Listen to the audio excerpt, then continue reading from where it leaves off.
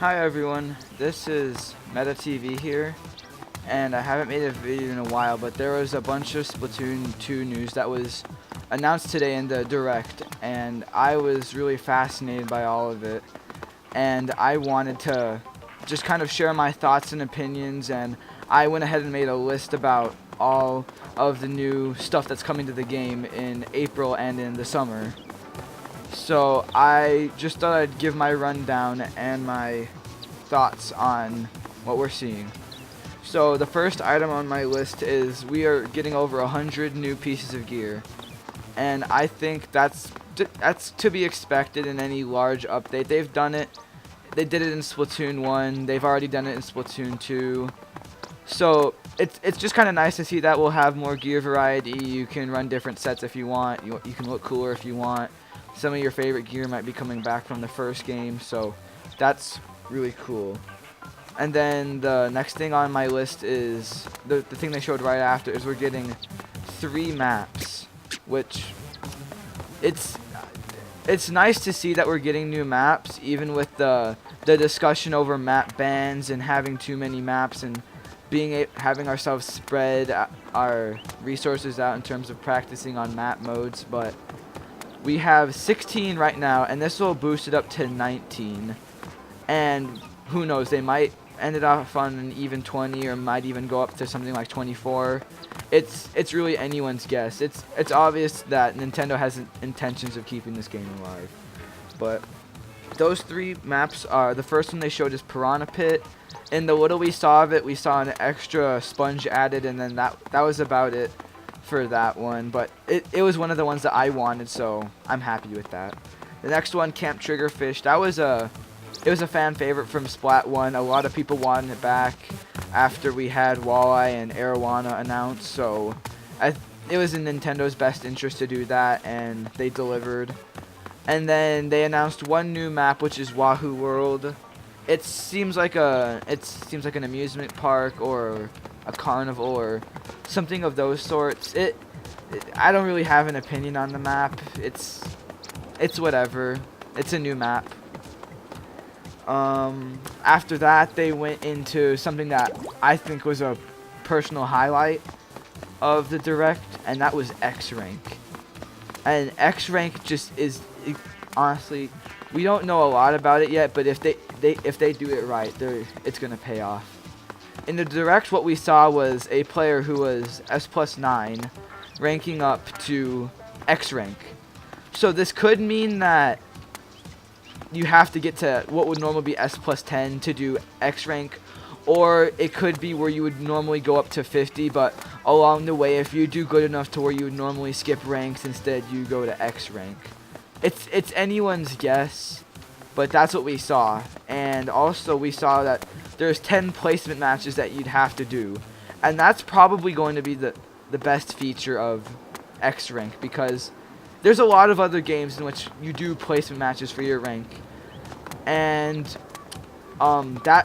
it's very nice to have. And hopefully a lot of players that are really good at this game, top players, they get put with better people that know what they're doing, because it's pretty obvious that in Splatoon 2 getting to S+0 is a very easy feat to do. There's not much skill required. I have many experiences of getting mad because people in S+ still don't know what they're doing necessarily, or they're just not playing at what you think they would be for S+. Especially after anyone who might have played a lot of S+ in Splatoon 1. Especially without any region locking with the servers.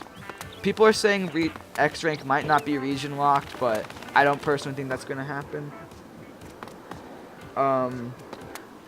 Also in that scene where they showed ranking up, they also showed a bunch of second variants for weapons that we've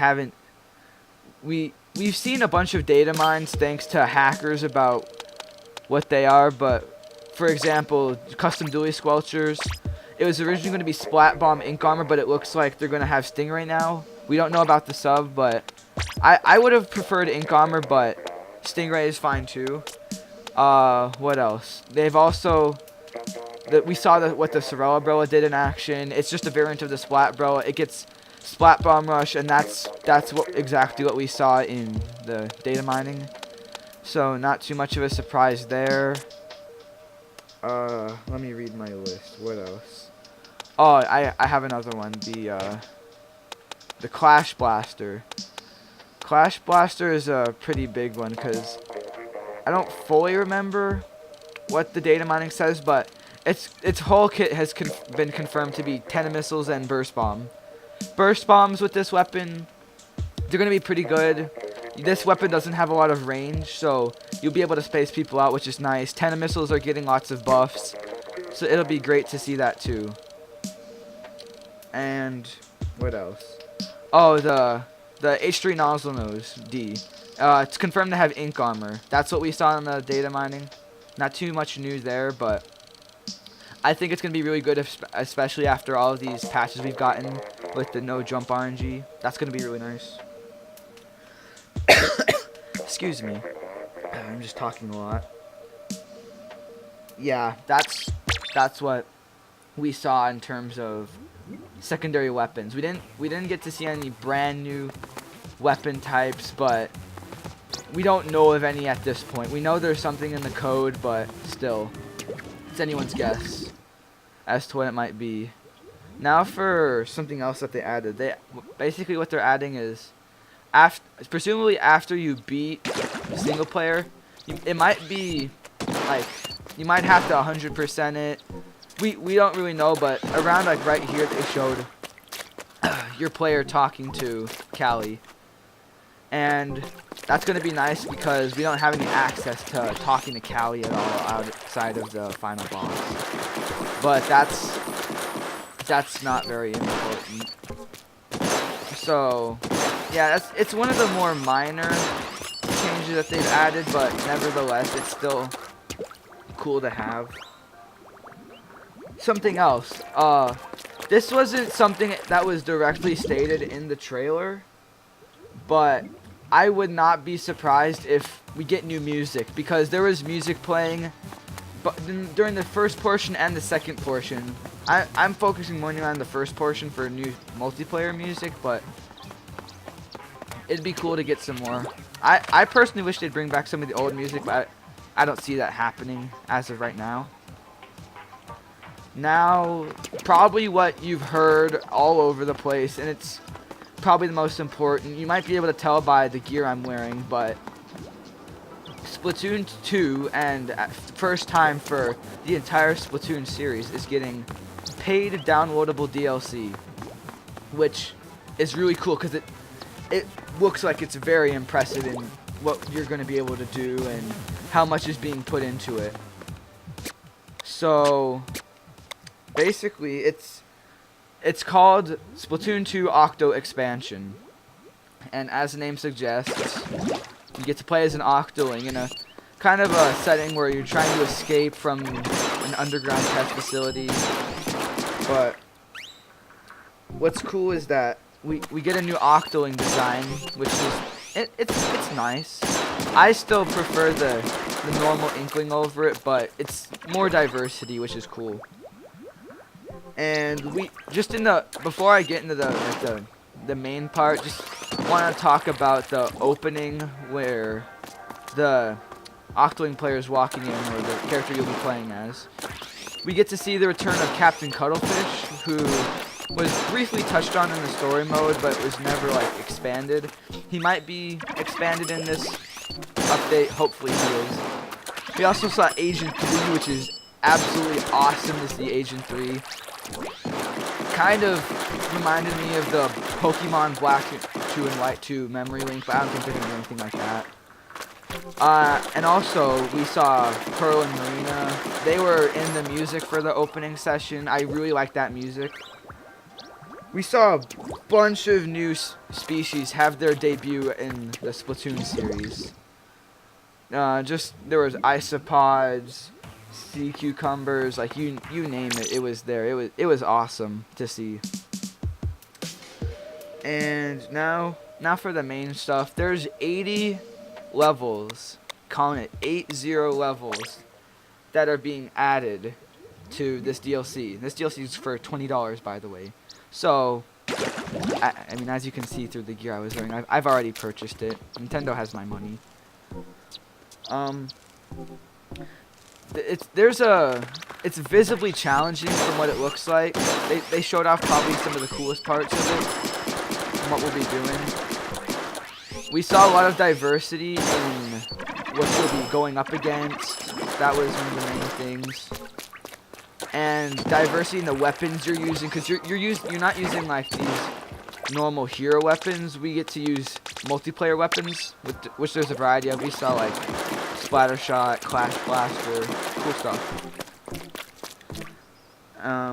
Yeah. Oh, and also just for reference, there's 28 levels currently, and you could beat all 28 of these levels in about a 3-hour sitting if you really tried.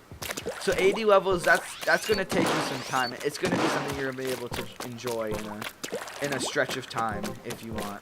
There's gonna be people grinding through it and streaming it when it comes out. I might even do that, but more fun.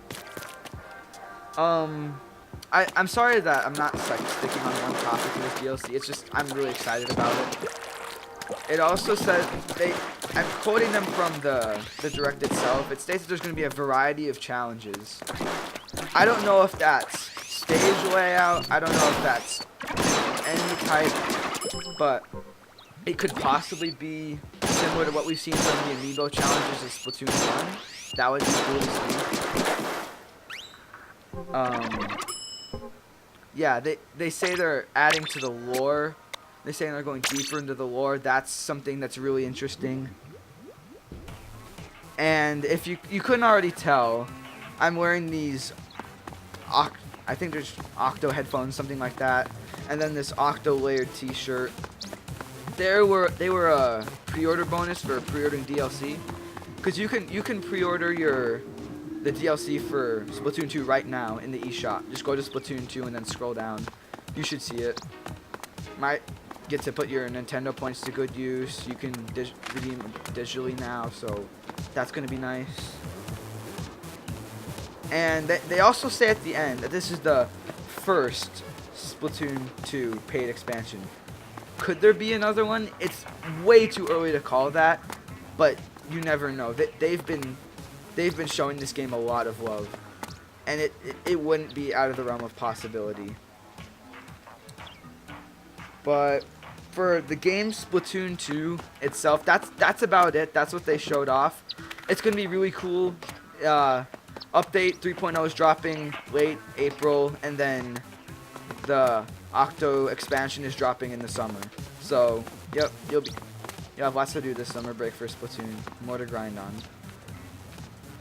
And so that's it for Splatoon 2, the game.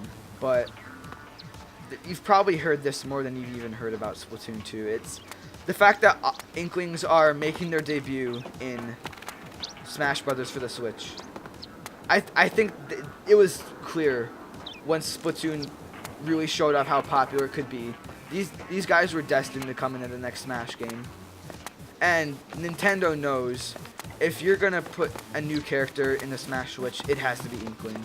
Splatoon has just completely proved itself as this new staple for Nintendo. It sells like, it just sells amazing. But I guess I should start wrapping things up. That's about it for my thoughts and my overview of Splatoon 3.0. And if you guys like this video, give it a like, share it with those that you love. Subscribe to me if you want to see more of my videos when I upload. But that'll be it. So thanks for watching, guys. I'll see you next time.